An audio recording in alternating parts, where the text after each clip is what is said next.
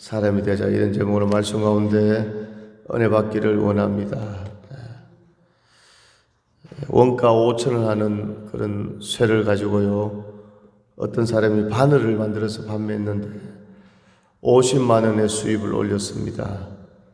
그런데 두 번째 사람은 원가 5,000원 하는 쇠를 가지고 이 시계를 만들어서 판매를 했는데 500만 원의 수입을 올렸습니다.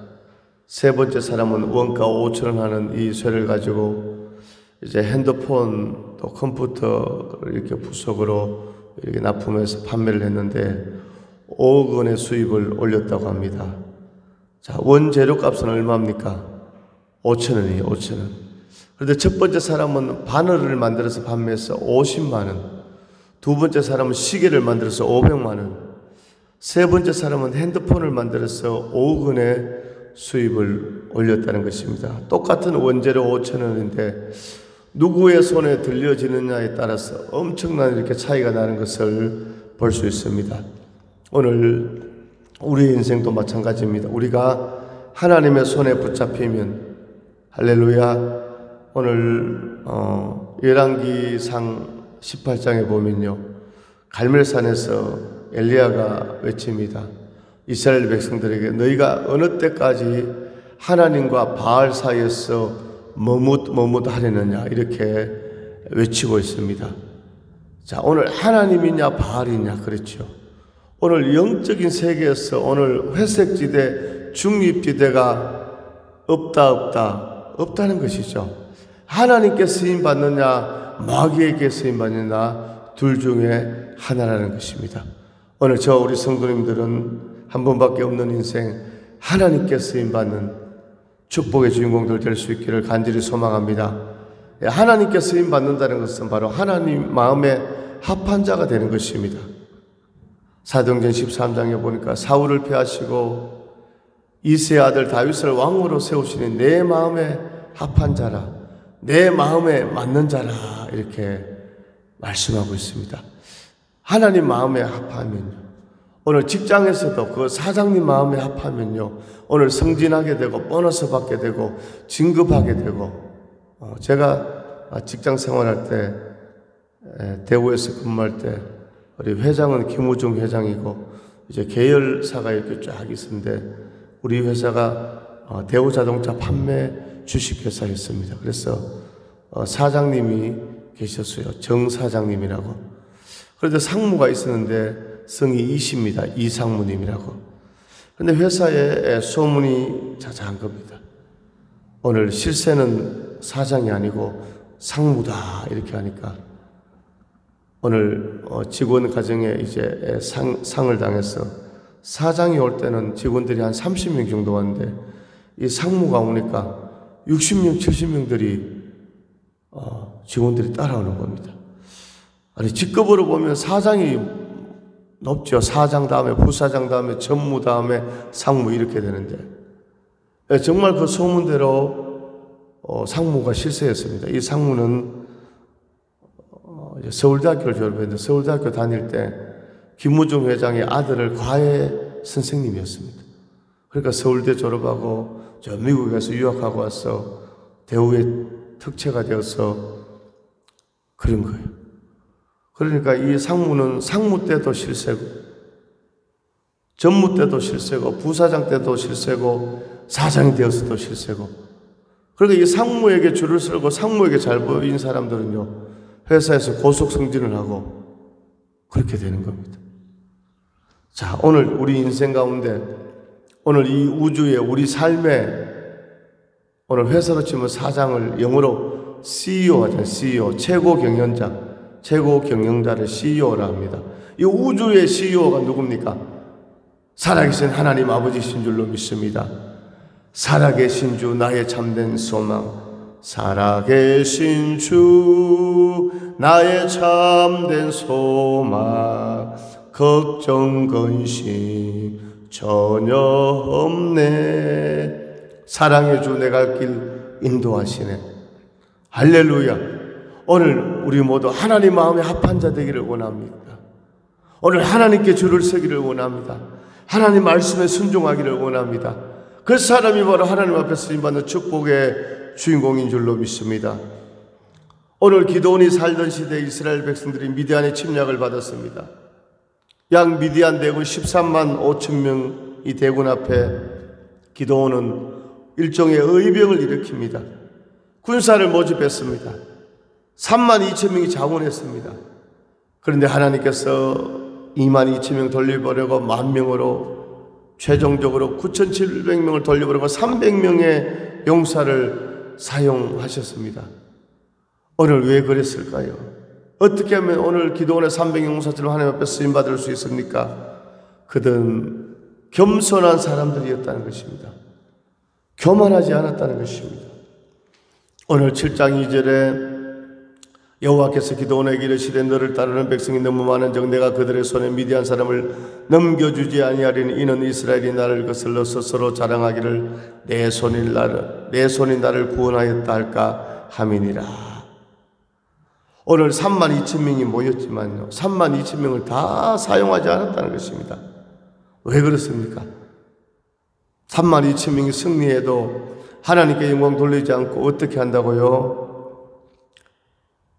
스스로 자랑하기를 내 손이 나를 구원하였다 할까 함이니라.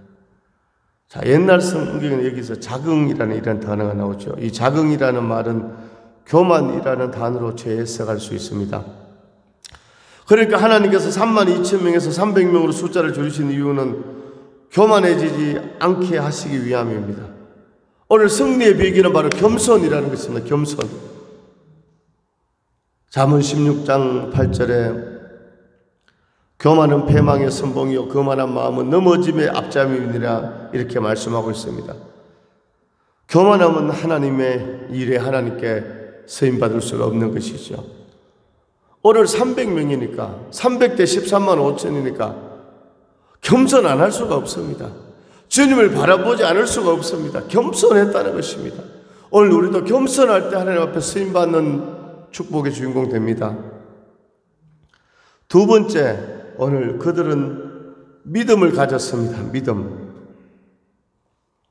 오늘 우리가 8절까지 본문을 읽고요 9절을 보게 되면요 그 밤에 여호와께서 기드온에게 이르시되 일어나 진영으로 내려가라 내가 그것을 내 손에 넘겨주었느니라. 아멘. 미디안을 넘겨주었다는 것입니다. 미디안을 손에 붙여주었다는 것입니다. 하나님은 300명밖에 남지 않은 그 300용사를 통해서 13만의 대군을 치라고 말씀하십니다. 할렐루야.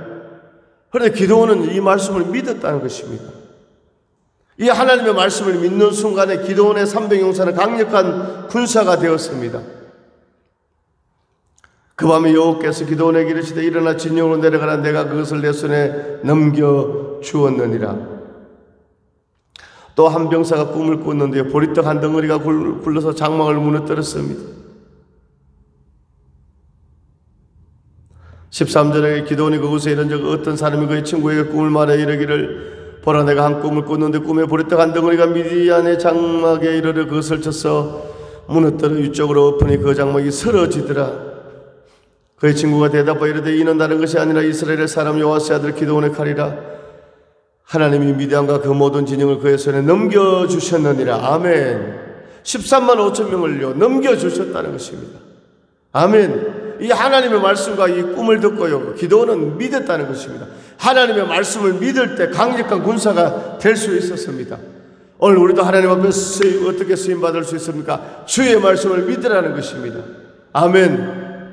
오늘 믿을 때 역사가 있습니다. 믿음은 바라는 것들의 실상이요 보지 못하는 것들이 정근이 선진들이 이로써 정근을 얻었느니라. 믿음이 없이는 하나님을 기쁘시게 하지 못하느니 하나님께 나오는 자는 반드시 그가 계신 것과 그가 자기를 찾는 자들에게 상 주시는 이심을 믿어야 할지니라. 오늘 기드온에게 있어서 하나님의 상은 뭡니까? 미디안을 물리친다는 거죠. 물리친다는 거죠. 오늘 우리가 믿기를 원합니다. 할렐루야. 그런데 이 믿음이라는 것은 우리가요 그냥 주여 믿습니다 한다고 믿어지고 역사가 나타나는 게 아니죠. 오늘 기생 라합이 어떻게 구원받았습니까?